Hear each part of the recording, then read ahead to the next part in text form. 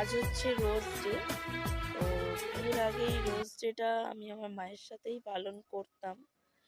তো বিয়ের পরে প্রত্যেক বছর রোজ ডেটা বরের সাথেই কাটানো হয়, কিন্তু বিয়ের 7 বছর পরে এই প্রথম রোজ ডে আমার মা আমার কাছে আসছে, মানে আমার মাকে আমার কাছে পাচ্ছি। তো তাই চিন্তা করেছি রোজ ডেটা মায়ের সাথেই পালন করব। তাই চলো তোমাদের সাথে শেয়ার করব কিভাবে রোজ ডেটা মায়ের সাথে পালন করি।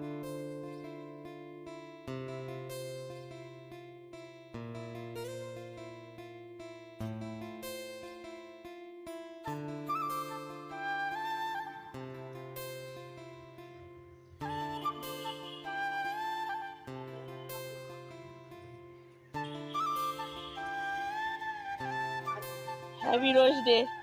Thank you. পয়সা দাও।